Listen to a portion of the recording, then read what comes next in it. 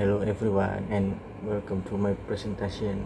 Today I'm going to talk about two important topics in the world of computers. First, I will explain the Linux operating system. Second, I will take you inside a computer to explore the hardware components. My name is Ridwan Hussein. My name 19250135. My program study System Informasi, and this presentation is for my English class. Let's begin with the first topic, Linux.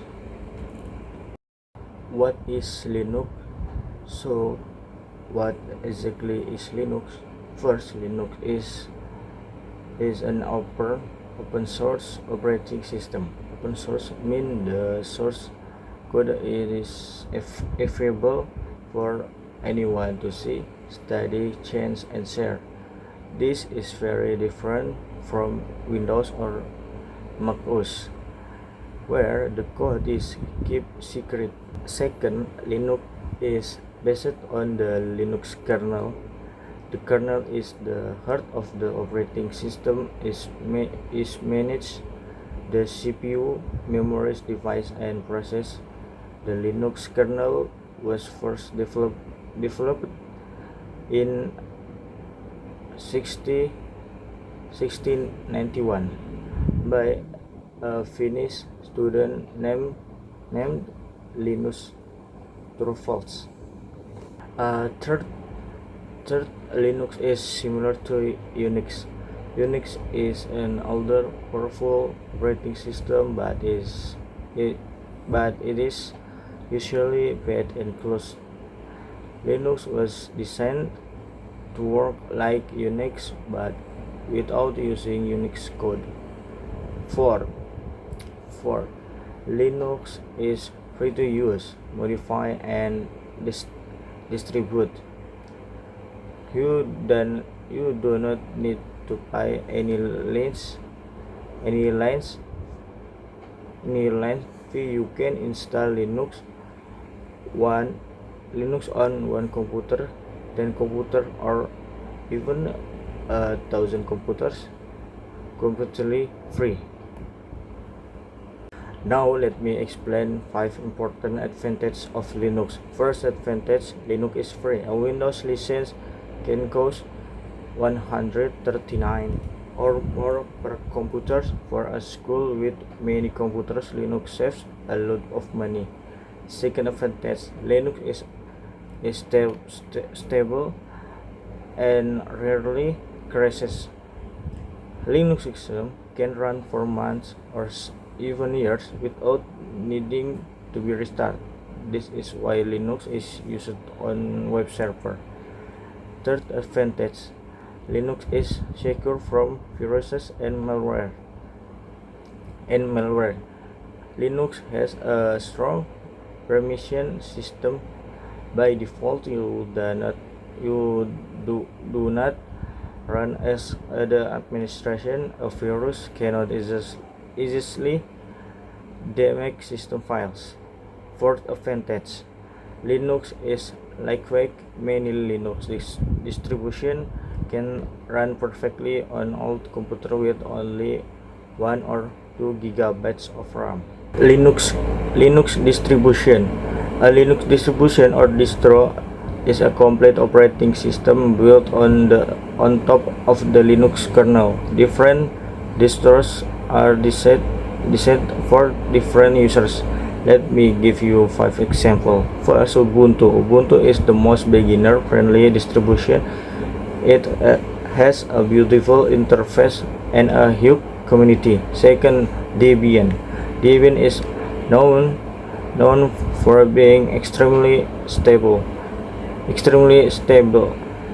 It is perfect for server. Third, Linux Mint. Linux Mint looks and feels like Windows.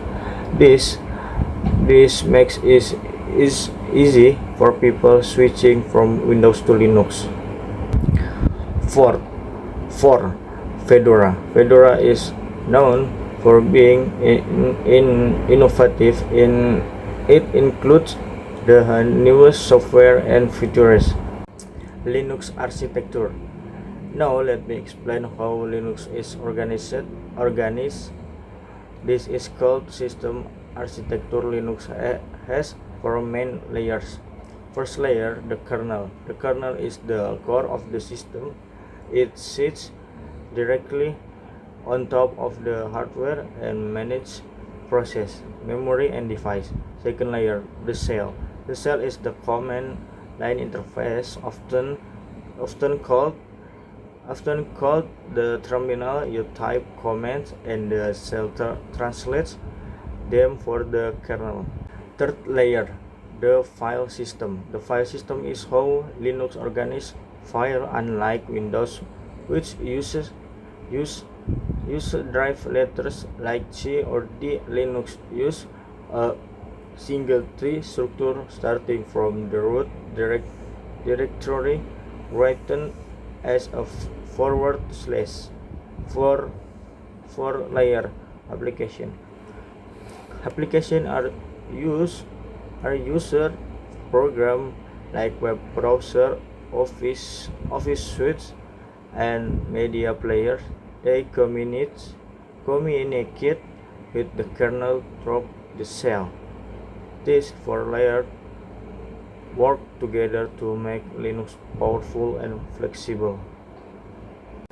Linux versus Windows comparison.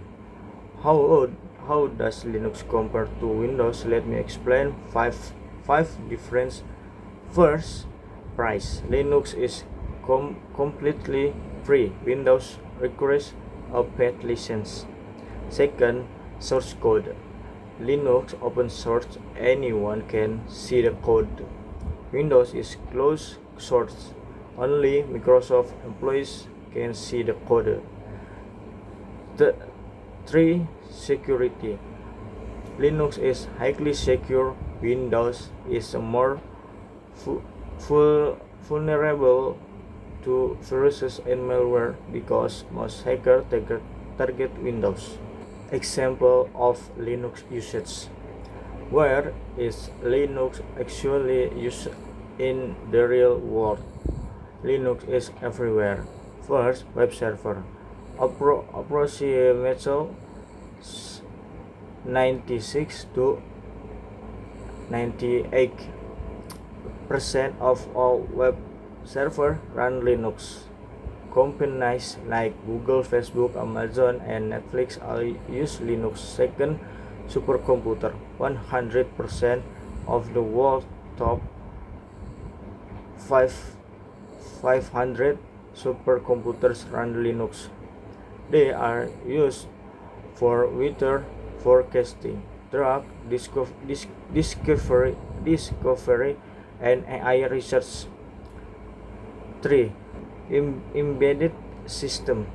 The most important example is Android. Android runs on over 3 billion devices and uses the Linux kernel. Linux also powers smart TV, routers, and medical devices. 4. Personal computer and education. Millions of people use Linux on their personal computer, including developers and students. Schools in India, Germany, and Spain use Linux because it is free and runs on old hardware. Now let me take you inside a computer to explore the hardware components. We are going to open up a computer and look at the hardware components that make it work. What's inside a computer? What is actually inside a computer case? There are 7 main components inside almost every computer. Let me list them. Number 1, the motherboard. The main circuit board. Number 2, the CPU, the brain of the computer. Number 3, the RAM, DRAM memory. Number 4, the storage, SSD or HDD long-term memory. Number 5, the GPU, handles graphic and video. Number 6, the power supply unit, PCU, provides electricity. The first component is the motherboard. The motherboard is the backbone of the computer. It is a large print circuit board and various other components connects to it. Here are the important part of the motherboard: the CPU socket, RAM slot, PCI slot for the graphic card, SATA ports for storage drives. Without the motherboard, none of the other components could communicate with each other. Think of the motherboard as the central nervous system of the computer. Next, the CPU, which stands for Central Processing Unit. The CPU is often called of the brain of the computer. It performs all the calculation of executes instruction from your program. Every time you click a mouse, type a letter, or open a file, the CPU is working. CPU speed measured in gigahertz or GHz. A 3.5 GHz CPU can perform 3.5 billion calculation per second. Modern CPU have multiple cores. A dual core CPU has 2 brains. A quad core has 4 and an octa core has 8. More cores allow the computer to do multiple tasks at the same time. Now let me explain RAM, which stands for Random Access Memory. RAM is the computer's short-term memory. RAM stores data that the CPU is currently using, including your open program and web browser tabs. RAM is volatile, which means it loses all data when you turn off the computer. That is why you need to save your work. RAM is measured in gigabyte or GB. Most computers today have 8 GB, 16 GB, or 32 GB of RAM. How much RAM do you need? 40 GB is only for basic web browsing. 8 GB is for everyday use. 16 GB is for gaming and programming. 32 GB or more is for professional video editing and virtual machines. If you run out of RAM, your computer becomes very slow. Think of RAM as your disk space. The bigger your disk, the more papers you can work on at once. Next is storage. Storage is the computer's long-term memory. Unlike RAM, storage is non-volatile. This means it keeps your data even when the power is turned off. Your operating system programs, documents, and photos are all stored here. There are 2 main types of storage. First, HDD or hard disk drive.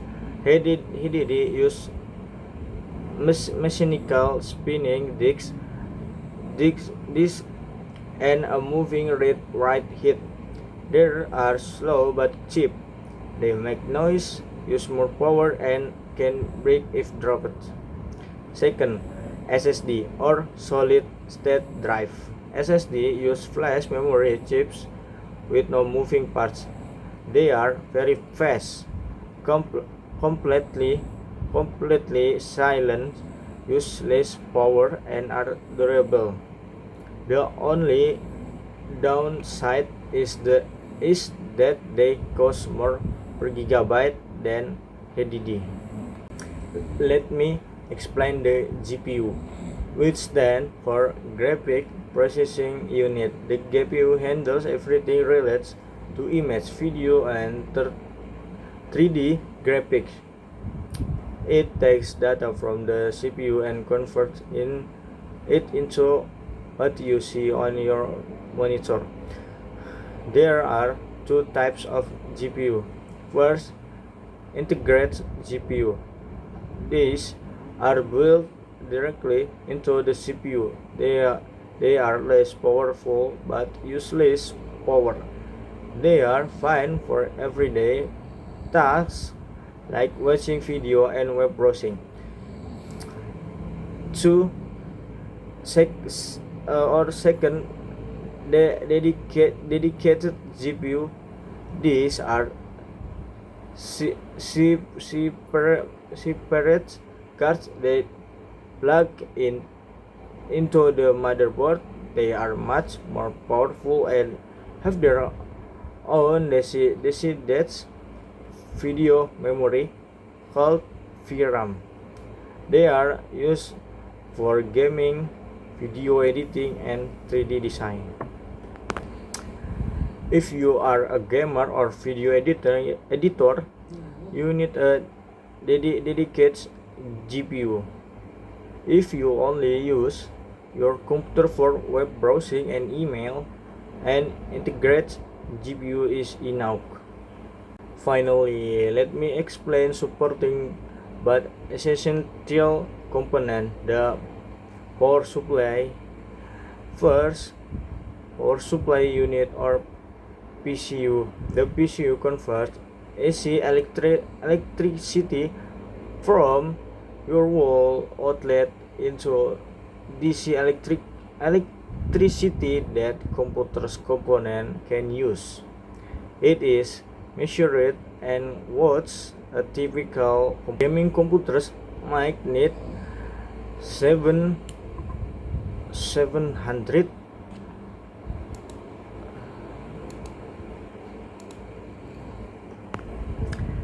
gaming computers might need 750 to 1000 watts or more.